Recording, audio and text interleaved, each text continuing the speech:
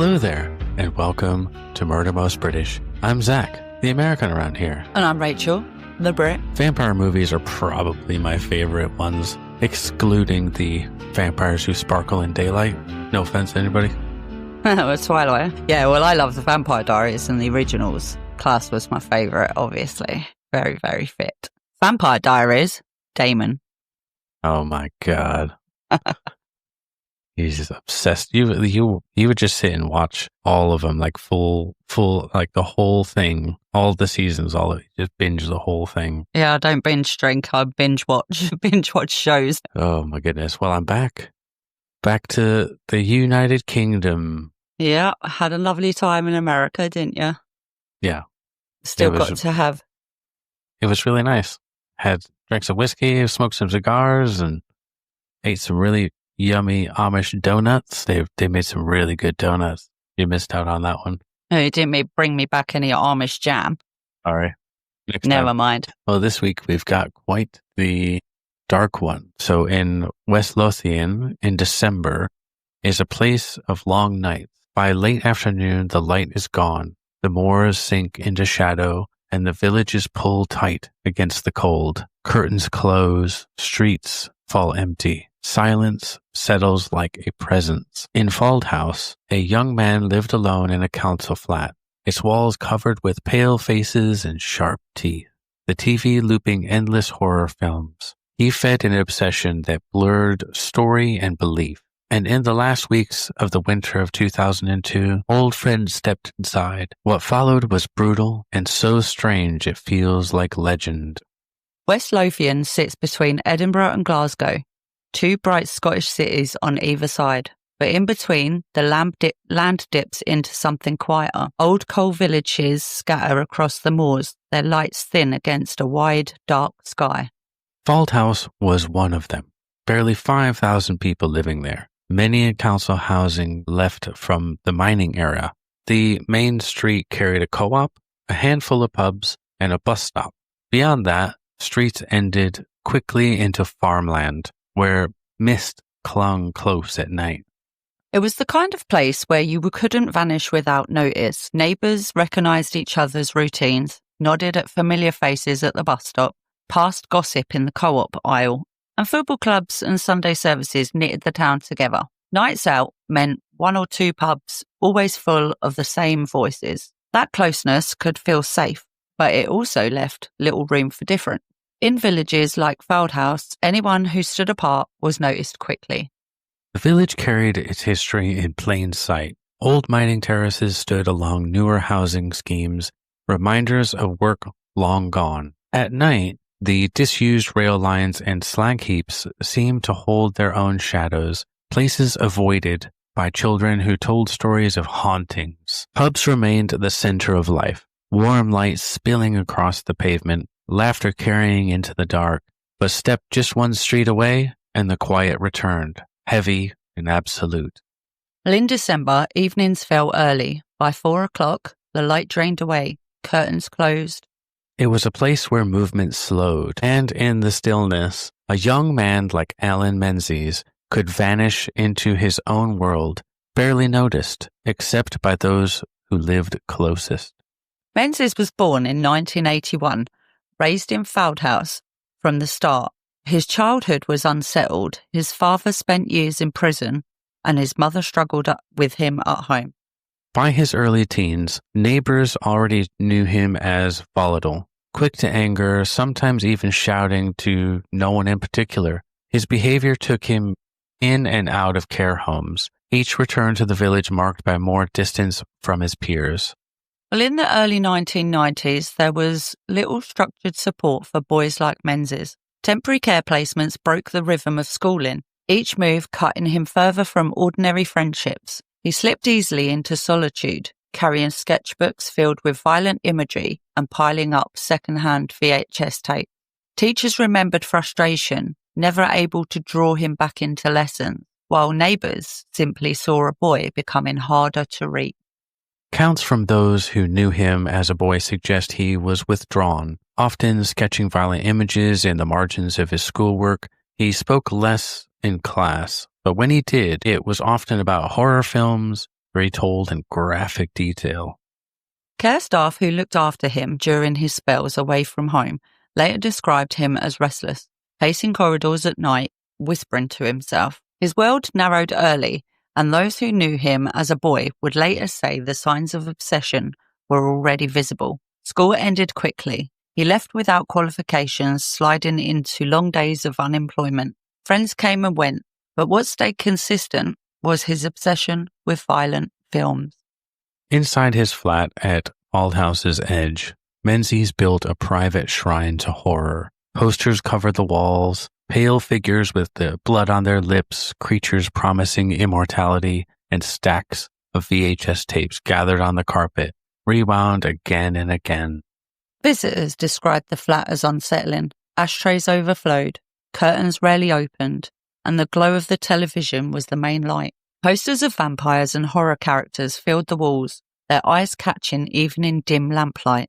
The atmosphere was claustrophobic, like stepping into a private cinema where the films never ended. He didn't watch these films casually. He studied them. He memorized lines, replaying killing scenes, talked about them to anyone who would sit long enough to listen. To Menzies, they weren't fiction. They were instructions. I think this guy from childhood, he had some undiagnosed problems, mental health, and they just didn't know. I mean, even in the 90s, they didn't know how to handle some things. Yeah. I mean, I can't think of what sort of diagnosis he probably should have received, but there definitely seems to have been something quite not right with his behavior. Yeah. I mean, obviously we're not experts in all of that, but there seems to be something that he could have probably had help with as speaking to someone, but then he's just closed off to where it's just him and his movies. And that's like in a small town as well. He doesn't have many friends, probably. He's just, the weird guy that people avoid probably. And it's a shame, that he didn't get the help that he needed probably.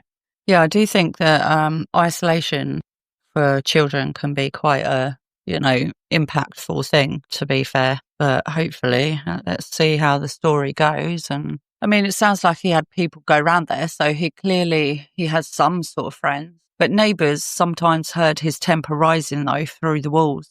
His shout, his crashes, then silence.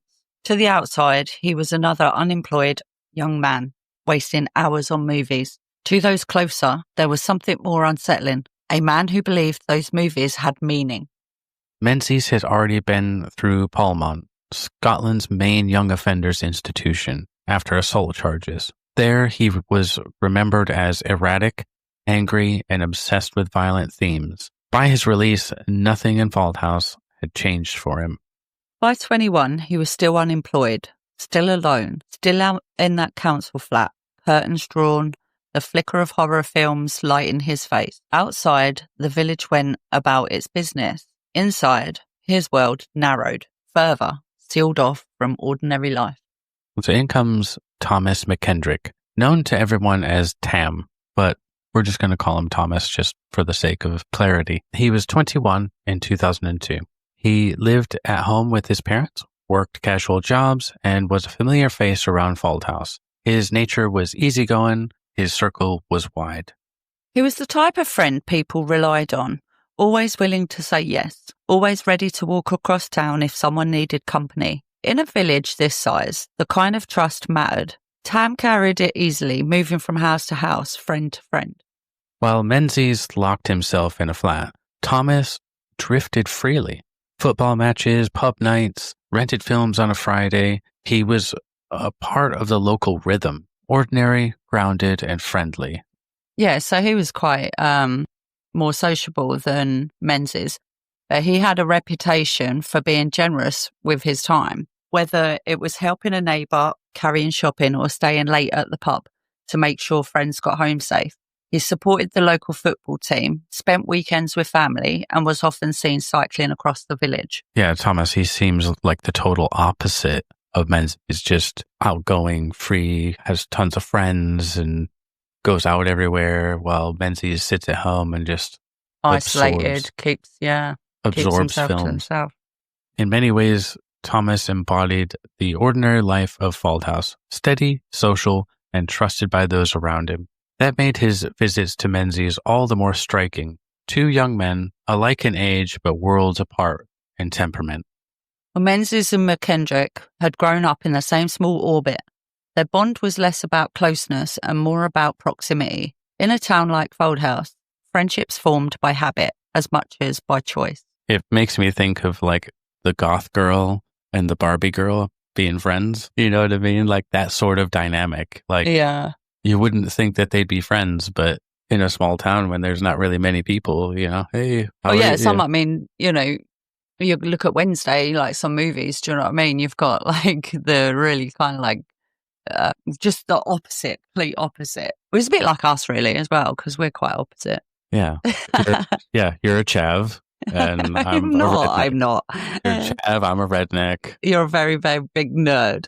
Yeah, and a nerd. Hey. But I did. You play D&D just as much as I do every Tuesday. No, I think like sometimes opposite works, Yeah. So was it that Paula Abdul song, Opposites Attract? Come on, let's move along. Well, they shared games, movies, and long evenings in the flat. But the balance tilted. Menzies would speak endlessly about violent films, the stories he believed, the characters he admired. McKendrick, by contrast, listened, sometimes humoring him, sometimes just ignoring him. Well, the pairing puzzled others. One was sociable, trusting, light-hearted. The other was isolated, obsessive, and heavy with strange ideas. Yet the bond endured. In a village this small, you didn't discard a childhood acquaintance, no matter how unsettling. When Thomas visited, the setting was always the same. The curtains drawn against the light, the television flickering with images of fangs and blood, VHS tapes stacked like bricks on the carpet. Smoke would hang in the air. Posters of pale faces stared down from the walls. Menzies sat, intense, talking about worlds where death was reversible and blood was currency. Thomas, it was background noise. He shrugged, nodded, and carried on. For Menzies, it was everything to him. The flat was no longer just a room. It was his chosen world, and Thomas stepped into it each time without fear. By December of 2002, their friendship had settled into a pattern. Thomas's visits were routine. A knock at the door, a few hours spent with Menzies, then back home through the silent street. It was ordinary enough that no one thought twice about it. In Fauldhouse, friends dropped by unannounced all the time. The village moved on trust. Doors opened easily, nights blurred into each other. The air was cold, the fields dark, but nothing about the visits seemed unusual. Just one young man calling on another, the kind of evening that happened dozens of times before. On December the 11th, 2002, Thomas left his parents' house as he had many times before. He crossed Fauldhouse's narrow streets, past shop fronts already shuttered, past pub windows glowing amber with early evening trade. Then the noise and the warmth of the village faded, and he reached the edge where Allan Menzies lived, alone in his flat. For Thomas, it was a friend to visit. For Fauldhouse, it was the last ordinary moment before the horror that would follow. The inside, the curtains were already drawn. The light of day never touched the room. The television screen glowed with another horror film paused at mid-frame. Around it, the walls stared back with their pale figures and sharpened teeth.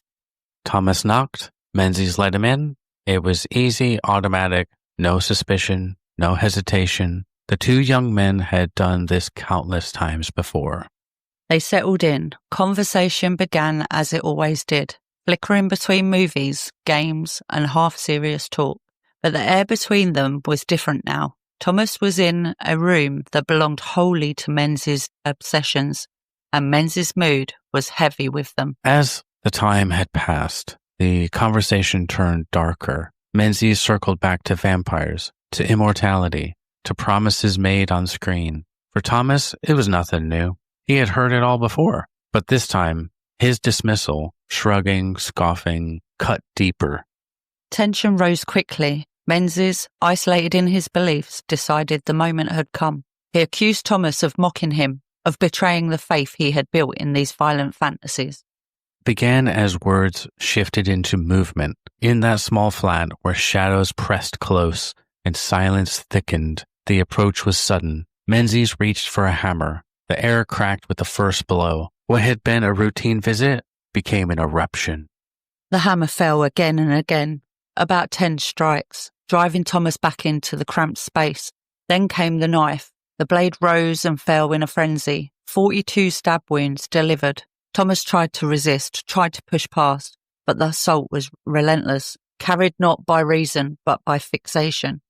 Edges cut into flesh, and in the frenzy, Menzies went further. He turned to the face, the head, the chest. Then, driven by the belief that vampires required blood, he mutilated his friend and drank from the wounds. By his own account, he also ate part of his head. This was not just killing, it was ritual, and it was carried out with chilling conviction. When the violence ended, the room was silent. The television glowed with its paused image. Curtains held back the night outside. On the carpet lay Thomas McKendrick, motionless. His life ended in the place he had trusted as safe. Menzies remained there, bloodied, convinced he had taken the first step toward immortality. Which is his only, friend that would come over regularly and talk to him and humor him with some of his stuff, but it was his only friend by the looks of it. And he just does this. It's just insanity. It sounds like, he might have been thinking about this stuff prior and just, planning. Very violent, very, very violent what he's done. Well, yeah, it's just crazy how, like I said, it's his only friend in that, but his obsession just kind of took over and he's like, well, this is it, maybe. Like, I'm going to become immortal, and be free and all that, but just insanity. It's mad how some films and watching it over and over can actually affect your pattern of thinking. He continued to work on the body, attacking the face, the head, and the chest. Later accounts would call it excessive. To Menzies, it was purposeful. He believed he was offering proof to the figure from his films, evidence that he was worthy of reward. The ritual deepened with blood drinking, not born of hunger, but of imitation, copying scenes he believed carried hidden truths. Each movement followed an order he believed in, as though he were reciting lines from a film only he could see. It was not improvisation, but repetition, an act rehearsed in his imagination night after night. To anyone else, it would have been grotesquely excessive. To Menzies, it was proof of his devotion, the first act in his covenant he believed bound him to something greater. Where most saw fiction, Menzies saw promise. He had convinced himself that by killing and drinking blood, the vampire queen, Akasha, from Queen of the Damned, would grant immortality. It was not fantasy to him, it was initiation. The horror lay not only in brutality, but in certainty. He believed he was obeying instructions. Yeah, I love the Vampire Chronicles, like Interview with the Vampire, and I've read the books, and then I'm reading this, I'm like, God dang it, why'd you have to ruin that? That's just, but from the film, I think that's a bit more, because you can see him, and they're talking, and they're, and he's watching it over and over and over, and he's just sitting there believing, yep, this is real stuff, this is really going to what happened to me if I do this, and I think there's maybe not schizophrenia, but something along that line of just believing in fiction in that way, and I think that also stems from when he was younger. Yeah. That undiagnosed problems that he had. Yeah, non-medicated, obviously. Continuing to watch things of this nature over and over has clearly kind of warped his thinking a lot. Yeah. Yeah, well, when it was over, silence filled the flat. The walls still held their faces of sharp teeth. The paused film still lit the television. The body of Thomas lay sprawled on the carpet, blood pooling into the fibers. The air was thick with it, the smell of metallic and heavy, impossible to ignore. For Menzies, though, the silence was not shock. It was calm. In his mind, he had done what was required. He had crossed the threshold between human life and the immortality he craved. But with the silence came another thought: concealment. The killing had been so violent, the evidence overwhelming, the body unmistakable. Menzies understood enough to know that the flat could not remain as it was. In the hours that followed, he dragged the body from the living room to a side area. Attempting to conceal the worst of the blood, he began speaking aloud to himself or to the figures he imagined were listening about what would come next. For Thomas, there was no next. His final act had been to walk through a door to see a friend. So sad, and never expecting, do you know what I mean?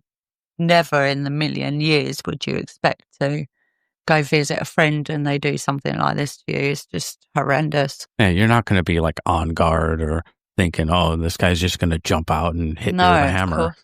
It's crazy. Not. By the time night turned into early morning, the flat was transformed. No longer just a private shrine of horror films, it had become something far darker, a crime scene frozen in silence.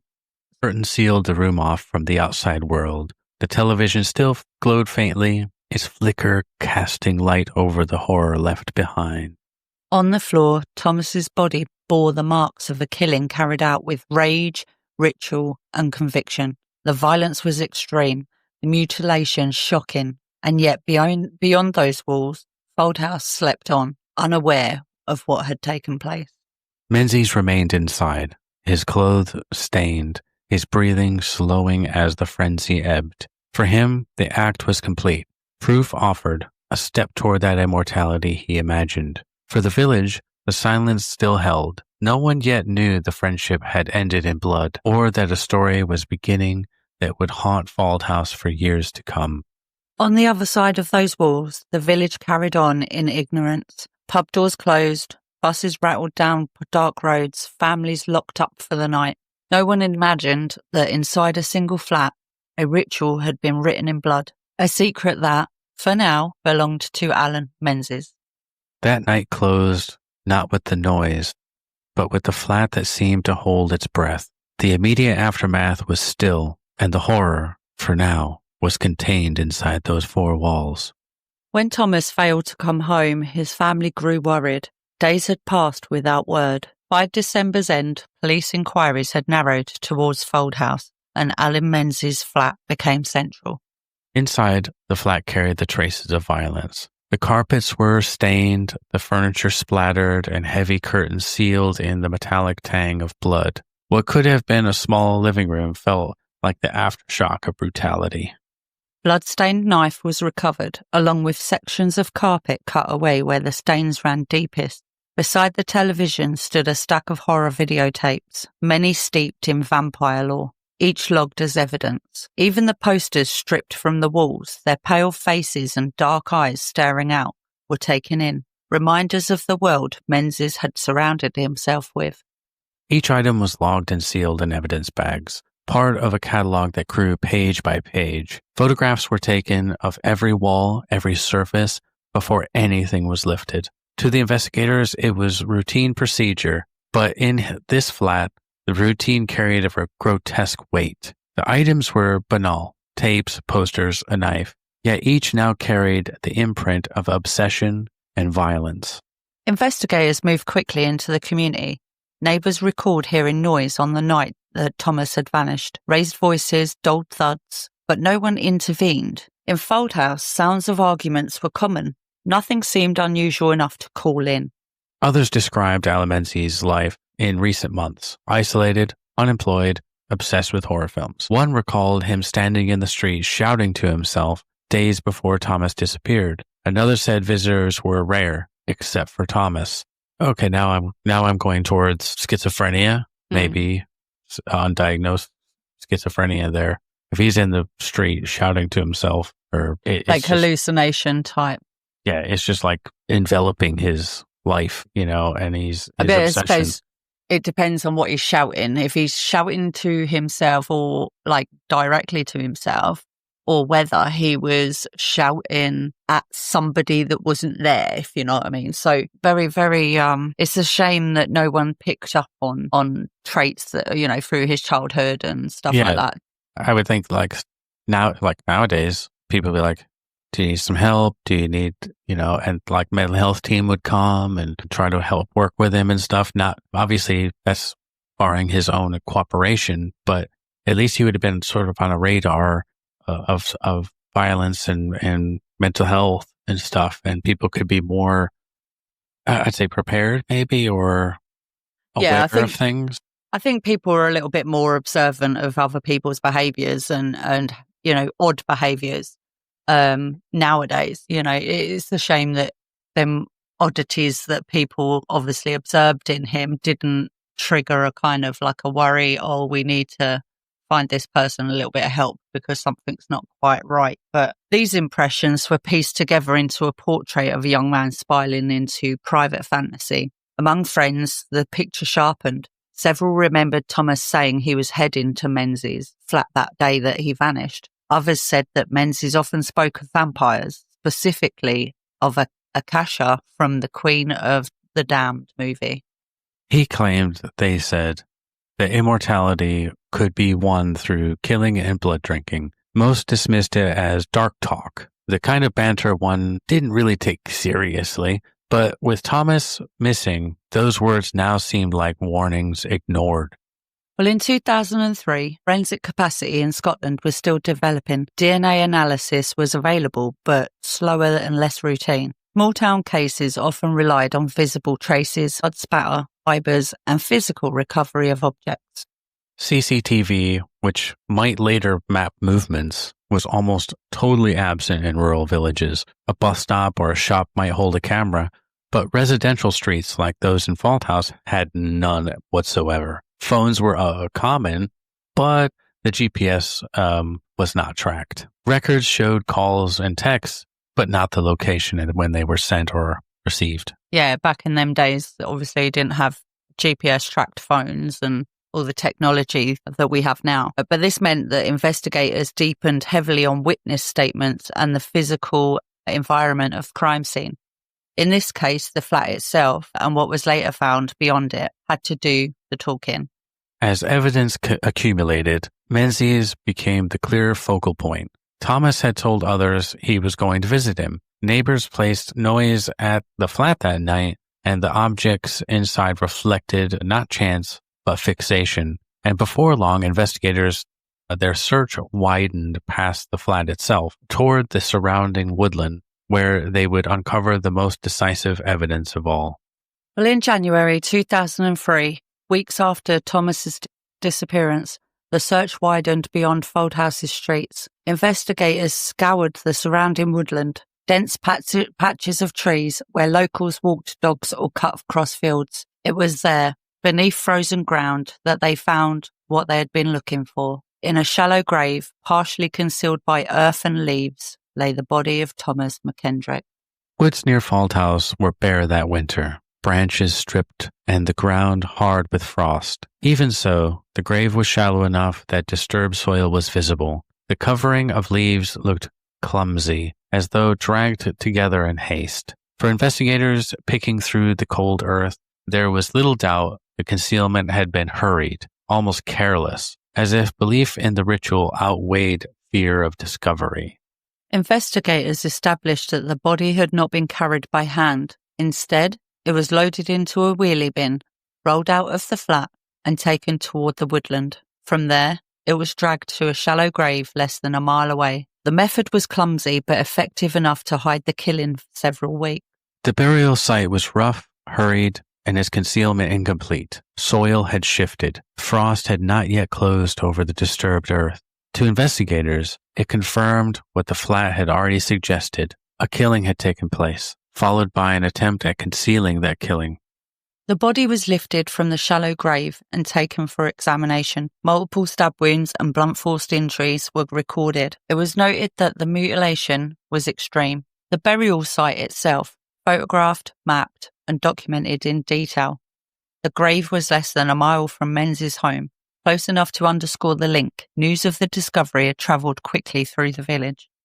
People had gathered at the edge of the cordon, whispering, trying to make sense of the rumors. In a place where most doors were left unlocked, the idea of a body buried in nearby woodlands was almost unthinkable. Parents called their children inside. Friends who had once laughed at Menzies' talk of vampires now admitted to investigators that it seemed far darker in hindsight. Yeah.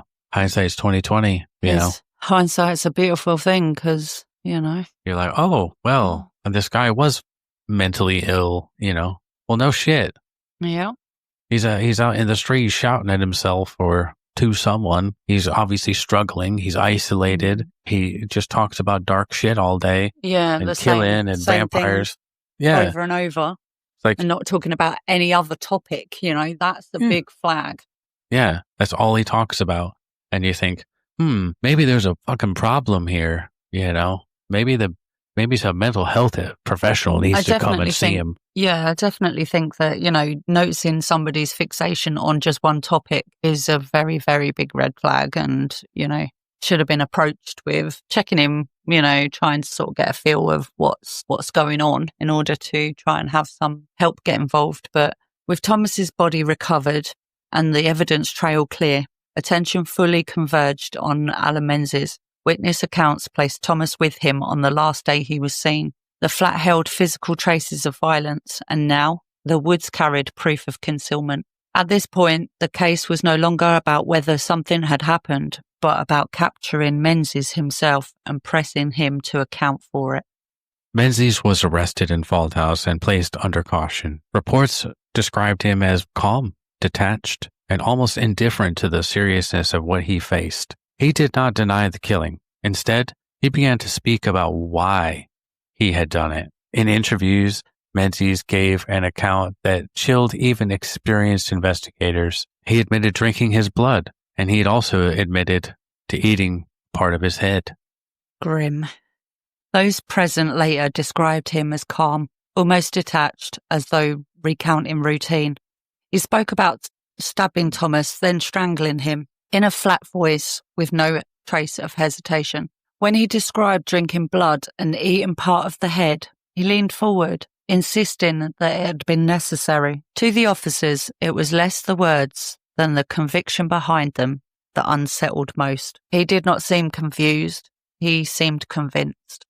The investigators noted that his world revolved around a single story. He watched Queen of the Damned repeatedly, replaying the scenes of Akasha, the vampire queen. Over time, that obsession hardened into belief that the film was not fiction, but instruction, and that drinking blood would secure immortality. It was not fantasy to him. He spoke with conviction, describing the ritual as though it were a command from Akasha herself. Even at this stage, stories diverged. Menzies suggested that 2 other men had helped dispose of the body, but investigators found little to substantiate this claim. The shallow grave, the proximity to his flat, the consistency of the forensic trail all pointed squarely back to just him. By early of 2003, the narrative of the killing was firmly in place. A young man had disappeared, his body later found in the woodland. His last known destination was Menzies' flat. Inside and outside, the evidence bore Menzies' mark.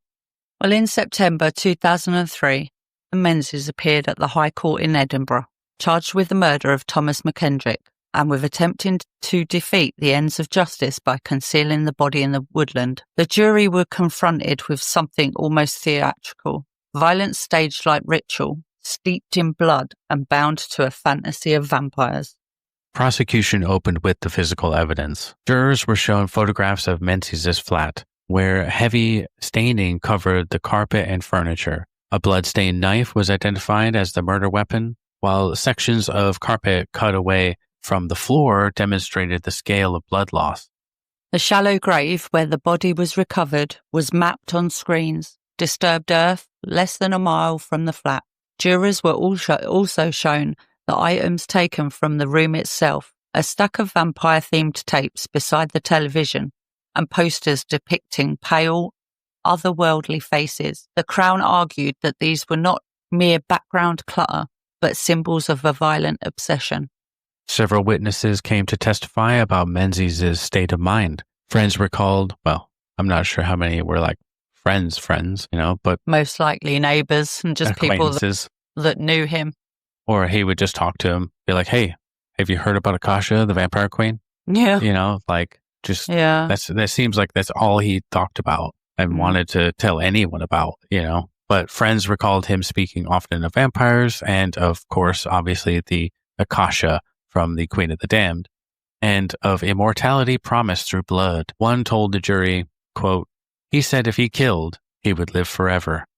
Neighbours then described noise on the night of the killing, thuds, raised voices, but no calls were made at that time. They also described Menzies' isolation, his shouting fits, and Thomas's role as one of the few visitors.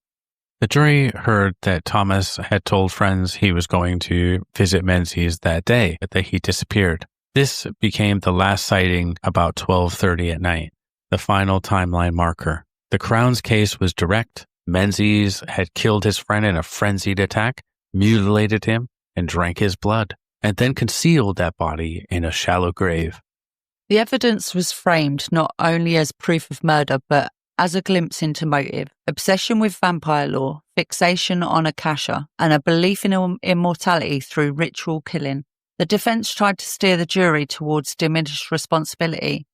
They argued that Allan Menzies was consumed by delusion, so entangled in horror films and vampire mythology that he could not fully separate fantasy from reality. I would say with all that evidence of like his mental state, I think personally he was diminished capacity. Yeah, I completely agree. It all leads to, I mean, if I was on jury and I would hear all this and his behaviour from, childhood to adulthood and how much the fixation on just talking about, vampire lore and things of that nature. The violent fits, the screaming, shouting. He's by himself, screaming in his flat, screaming in the street, and his obsession and talking about killing. I think he's, I definitely don't. Diminished. I definitely don't think that he was living in reality. He probably should have been in a mental health facility being taken care of, but unfortunately, a lot of people didn't take those signs seriously, especially like today, but they also suggested that others may have been involved in the concealment of the body, pointing to inconsistencies around the woodland burial. The Crown countered that every strand of forensic evidence tied the killing and its aftermath back to Menzies himself. There was no one else. Psychiatrists were called, but their conclusions gave little room for doubt. Yes, Menzies displayed obsession and disturbing fixation. Yes, his belief in vampiric reward was genuine, but he understood the nature of his acts. He chose them. I don't know. So basically they're saying that he's not got diminished responsibility. But if you're firmly convinced because of your mental illness that you're like, yeah, this is it. Me and Akasha, we're going to be together. I'm going to immortality. But then you made a choice, but you made that choice with mental problems. That's just my opinion. It's hard to evaluate them, isn't it, really? Because, yes, like you're saying, he had this obsession and, he's disturbingly fixated on this type of reality for himself. But understanding, also having the capacity to understand that, his acts are not like the right acts to, But this was all for a purpose. In his warped brain, mentally ill brain, he thought this was the right thing to do for himself. Yes, it was bad. He knew, hey, I shouldn't be doing this. And this is where... But I'm going to become immortal, Yeah, I definitely think that he's, I would say, I mean, I'm not obviously a psychiatrist, but in my personal opinion, he definitely had diminished responsibility. As deliberation neared, the judge instructed the jury to consider intent. They were told to look not only at Menzies' words, but at what he had done. Repeated stabbing, strangulation, mutilation, cannibalism, concealment, just as like a whole picture. But I still think a lot of that is just mental illness. But that's me. I think he's just really, really mentally disturbed and needed help. Yeah. Well, after careful consideration, the jury returned a unanimous verdict. Allan Menzies was guilty of murder and of attempting to defeat the ends of justice. Yes. And I also agree with that. Yes, he is guilty. Do I think he needs to go to prison? I think he needs to go to a mental health prison. I agree, 100%. He still did wrong. Thomas did not deserve that whatsoever. That is a horrific way to fucking die. And he should be alive today. But if, where they've found that he's not got diminished responsibility, he would then be put in a prison and not a mental health institution. Whereas, had he have been diagnosed with that and found yes, you do have that, I think highly likely he probably would have been put into. Although there are a lot nowadays that have got severe mental health issues that are not put in, mental health institutions to help and support them and find out what's actually going on with them. They are put into prisons, which obviously, there's not that full-on mental health support. They do get some, but not enough. Yeah. But I also think this was over 20 years ago. Yeah. And from that time to now, we have come a long way, really, with mental health and stuff like that. So I think it was just product of the time, unfortunately. But the judge imposed a life sentence. Menzies would serve at least 18 years before parole could even be considered. He showed little reaction as the decision was read. The courtroom, however, fell into silence, struck by the scale of the violence and the strangeness of its motive. Lord Roderick MacDonald addressed Allan Menzies directly. His words were pretty stark. Quote, "You subjected Thomas McKendrick to a savage and merciless attack. You totally lack remorse." The judge described Menzies as an evil, violent, and highly dangerous man. In the days after the trial, Baldhouse struggled to comprehend what had happened in its midst. Candles were placed at the edge of the woodland where Thomas McKendrick's body was found. Notes and flowers marked the spot. A quiet vigil in a village where silence had once hidden the killing. For many, it became the place where grief was carried openly, a fragile defiance against the darkness of the act. Policing bodies later reflected on the case. It was not simply a violent crime, but one framed by obsession and fantasy. The lesson drawn was clear. Eccentricity and fixation can conceal risk, and patterns of disturbing talk should not be brushed aside as harmless. Training was renewed to help frontline officers recognize when unusual behavior may signal potential for escalation. The emphasis shifted toward community awareness, ensuring that warning signs were not left unheard, which is really, really good. I'm thankfully, they've learned a lot and put training in place, what is it? Dad said, you learn every day. And if you stop learning, you're in the ground. I don't think you ever stop learning, to be fair. You're always learning something new. I learn a lot from you that I never knew. I have lots of useless crap in my head that I can just spew out at a moment's notice. Which is why I know I can come to you if I need to know something, because you feed your brain with loads of pointless knowledge. Yeah. Just like with D&D, I just know everything, kind of. Not everything, but you just tell me, what does that do? It's this. That's what years of dungeon mastering will do to you. You're like my wiki. Yeah, little wiki boy.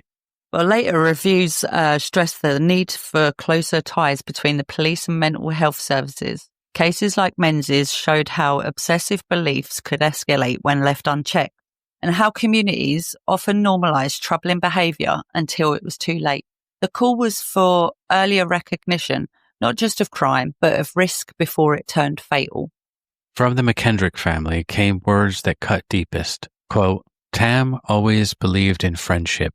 He never thought a friend would betray his promise." It was a line repeated at memorials, a reminder that what had been destroyed was not only a life, but trust itself, the simplest bond between two young men who had grown up together. Well, Allan Menzies was sent to HMP Shotts, a high-security prison east of Glasgow, to begin serving his life sentence. He was just 22 years old when he entered the system, facing a minimum term of 18 years before parole could even be considered. No record exists of any successful appeal. The conviction and sentence stood as delivered by the High Court. In November of 2004, Less than a year after his trial, a 23-year-old Menzies was found dead in his cell. Scottish Prison Service confirmed his death, and officials stated there was no sign of foul play. Even so, rumors circulated quickly among inmates and outside observers. Some whispered of darker causes. Others believed the end was inevitable, that a man who claimed to be killing for immortality could not endure the reality of ordinary confinement. For many, it felt like an unsatisfying conclusion. His death denied the possibility of long reflection or any further explanation of the beliefs that had driven him. The case closed with silence, leaving only speculation and the shadow of what had already been done.